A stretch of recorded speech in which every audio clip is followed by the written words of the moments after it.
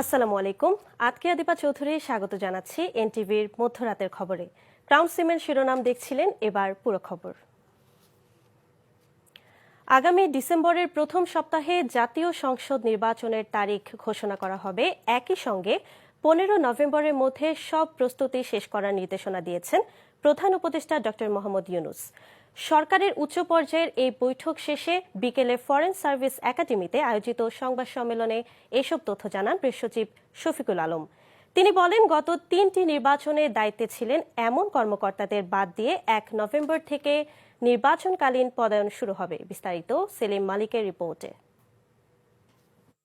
জাতীয় নির্বাচনের প্রস্তুতি নিয়ে রাষ্ট্রীয় অতিথি ভবন যমুনায় বুধবার প্রধান উপদেষ্টা ডক্টর মোহাম্মদ ইউনূসের সভাপতিত্বে এক উচ্চ পর্যায়ের বৈঠক অনুষ্ঠিত হয়। এতে অংশ নেন স্বরাষ্ট্র, জাতীয় নিরাপত্তা ও সংস্কৃতি উপদেষ্টার পাশাপাশি নির্বাচন কমিশন সচিব, পুলিশ, বিজিবি ও র্যাবের মহাপরিচালক সহ বিভিন্ন বাহিনীর ঊর্ধ্বতন কর্মকর্তারা। বৈঠকের নানা নির্দেশনা জানাতে ফরেন সার্ভিস একাডেমিতে বিকেলে সংবাদ সম্মেলন করেন প্রেস সচিব। তিনি বলেন, আগামী মাসের মাঝামাঝি সময়ে শেষ হবে নির্বাচন প্রস্তুতি, আর নির্বাচন ঘোষণা আসতে পারে ডিসেম্বরের প্রথম সপ্তাহে। প্রিপারেশন গুলো খুব দ্রুত পসিবলি বাই 15 নভেম্বরের মধ্যে নেওয়ার জন্য বলা হয়েছে। এদিকে আগামী 1 নভেম্বর থেকে শুরু হচ্ছে সরকারি কর্মকর্তাদের নির্বাচনকালীন পদায়ন। তবে গত 3 মেয়াদে শেখ হাসিনার নির্বাচনে যারা দায়িত্ব পালন করেছেন এমন কাউকে নিয়োগ দেওয়া হবে না বলেও জানান তিনি। যেন গত 3টা ইলেকশনে